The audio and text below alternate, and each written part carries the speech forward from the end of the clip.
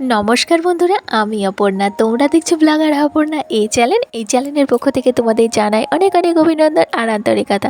তোমরা কেমন আছো? আশা করি তোমরা ভালোই আছো, আর আমিও বেশ আছি। আর আশা রাখছি ব্লগটি ভালো লাগবে।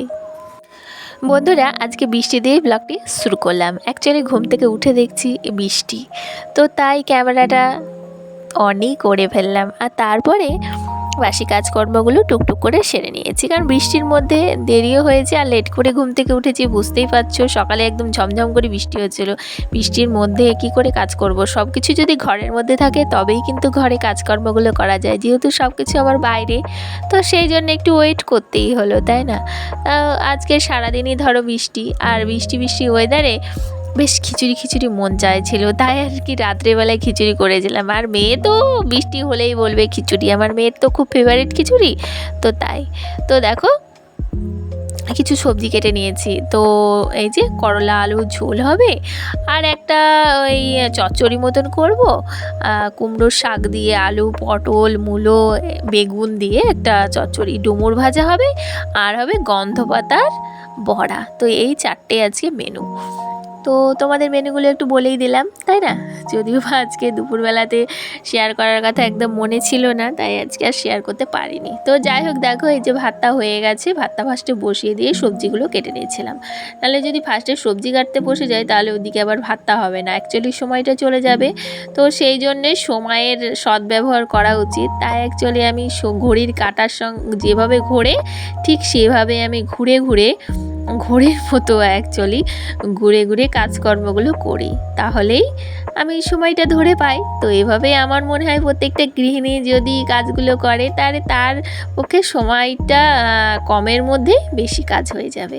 তো যাই হোক, এখন দেখো পটলটা ফার্স্টে ভেজে নিলাম, কারণ ওই চচ্চড়িটা করবো, তো পটলটা না ভাজলে ভালো লাগে না। তারপরে মূলো, একটু ক্যাপসিকাম ছিল সেটা কেটে দিয়ে দিয়েছি, আর একটু আলু দিয়েছি, বেগুন দিয়েছি, আর এই যে কুমড়ো শাকগুলো এখন দিয়ে দিচ্ছি। দিয়ে এখন একটু নাড়াবো, কারণ কুমড়ো শাক দিয়ে তো জল বেরোয়।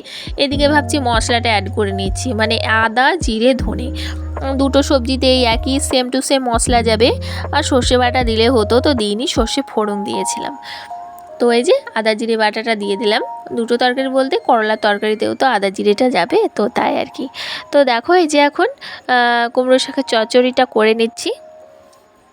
বেশ ভালো লেগেছিলো খেতে, মানে অনেক দিন পর খেয়েছি তো চচ্চড়িটা, তো ভালোই লেগেছে। আর এই যে কালকে রাত্রের বাসি রুটি ছিল সেটাই ব্রেকফাস্ট করব, তো একটুখানি সেঁকে নিচ্ছি।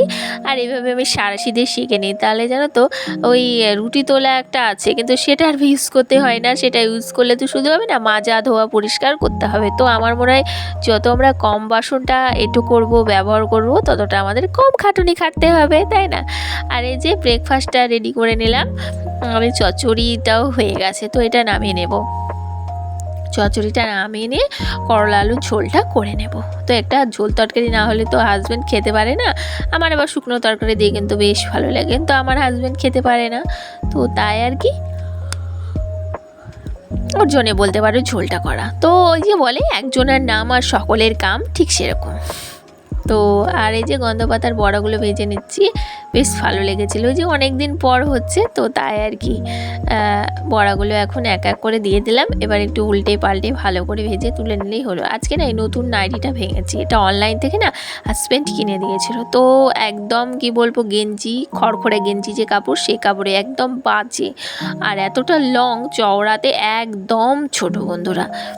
তো এরকম যে ছোটোখাটো নাইটিটা জানি না। তারপর মধ্যে এই যে ছেলেকে একটু খাইয়ে দিলাম, নাহলে ওদিকে আবার লেট হয়ে গেছে, 10টা বেজে গেছে অলরেডি রান্না করতে। যেহেতু আজকে দেরি করে ঘুম থেকে উঠেছি, তো সেই জন্য সব কিছুই দেরিতে হচ্ছে। আবার যদি সকাল সকাল ঘুম থেকে উঠি তখন দেখবে বেশ সময় মতো কাজগুলো হয়ে যায়, তো দেরি করে উঠলে কিন্তু এই প্রবলেমটা হয়। তো যাই হোক, দেখো এখন বিছানাটা ভালো করে ঝেড়ে নিচ্ছি, কারণ বিছানাতে নোংরা থাকলে তো ভালো লাগে না। আর তারপরে যে বালিশগুলো নিয়ে আসলাম, বালিশগুলো এবার সাইজ মতো রেখে দিতে হবে, যাতে একটু দেখতে বেডটা সুন্দর লাগে, তো তাই আর কি। আর এই যে ভালো করে দেখে নাও, নাইটিটা এত বাজে, তো কি বলবো। বলে তো বাজে হলেও না কিছু করার নেই, কারণ যেহেতু কেনা হয়েছে পরতে তো হবেই, তো শীতকালে পরে ছিঁড়ে ফেলবো, এখন যেহেতু পরা যাবে না, বর্ষাকাল সব নাইটিগুলো ভেজা, সেই জন্যে এটা বার করে কিন্তু পরছি, নচেত কিন্তু পরতাম না।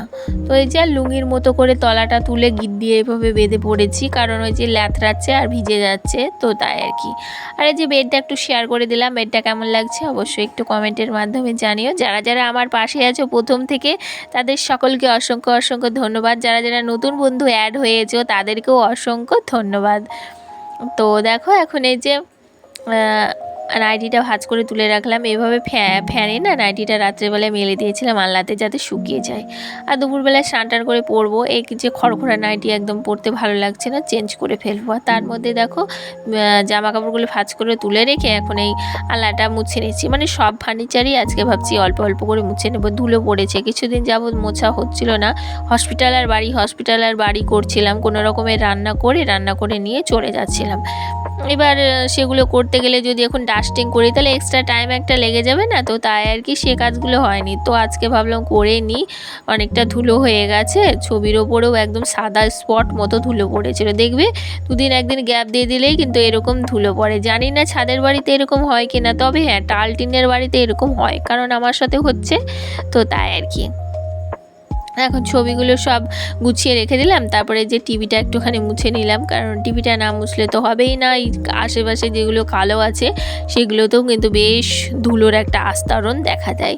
আর তারপরে যে ফ্লাওয়ারগুলো একটু ঝেড়ে ঝেড়ে মুছে নিচ্ছি, কারণ এগুলোতেও তো ধুলো পড়েছে, তাই না? তো সব কিছু যখন মুছছি তখন এইটা কেন বাকি থাকে, তো তাই আর কি এই ফ্লাওয়ারগুলো একটুখানি মুছে নিলাম। আর তারপরে যে সুইচ বোর্ডটা চলে এসেছি একটু মুছে নিতে, কারণ এইটাও তো মোছা হয়নি, আর যেহেতু আমি রেগুলার এটা ইউজ করি ধুলো পড়ে থাকলে ভালো লাগে না, তো তাই আর কি মুছে নিলাম। আর এই যে দরজাটা এখন মুছে নিচ্ছি, কারণ দরজাতেও তো বেশ ধুলোটা পড়ে, তো বুঝতেই পারছো সব কিছু মোছার ফলে সব কিছু পরিষ্কার থাকবে, তো তাই আর কি। আর কথা বলতে বলতে চোখটা এত লেগে যাচ্ছে কি বলবো, ভয়েস দিতে গেলেই খুব ঘুম পায়, জানি না তোমাদের সাথে এরকম হয় কিনা, তবে আমার সাথে এরকম হচ্ছে কিছুদিন যাবৎ, মানে এতটা ঘুম পাচ্ছে চোখ লেগে যাচ্ছে, আর পরে যে আমি নিজে কি কথা বলছি সেটা আমি নিজেও জানি না। এবার যেহেতু আর সময় সাপেক্ষ ব্যাপার নেই, আবার কেটে করতে গেলে অনেকটাই টাইমের ব্যাপার, সেই জন্য সেই ভিডিওগুলো তোমাদের সঙ্গে আমি শেয়ার করে দিচ্ছি।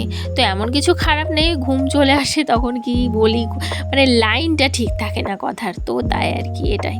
আর তারপরে দেখো ঘর পুরো ক্লিনিং একটু করে নিলাম, ডাস্টিং, এখন ঘরটা ছেড়ে নিচ্ছি। আর নাইটিটা দেখছো কীভাবে তুলে পড়েছি লুঙ্গির মতন, বারবার ওই একই কথা বলছি, কারণ ওই নতুন আর প্রচণ্ড পরিমাণে ল্যাথড়াচ্ছে, পরতেও একদম ভালো লাগছে না, আর আমার মনে হচ্ছে নাইটিটা আমাকে মানাচ্ছেও না, বেমানানই লাগছে। তো যাই হোক দেখো, এখন বেমানান লাগলেও তো কিছু করার নেই, পড়তে হবে যেহেতু টাকা দিয়ে কেনা হয়েছে, আর সব সময়তে টাকার মূল্য দেওয়া উচিত, তাই না? আজ আছে কাল নেই, টাকা আজ আমার কাল তোমার, তাই না? তো টাকার মূল্য সর্বদাই রাখতে হয়।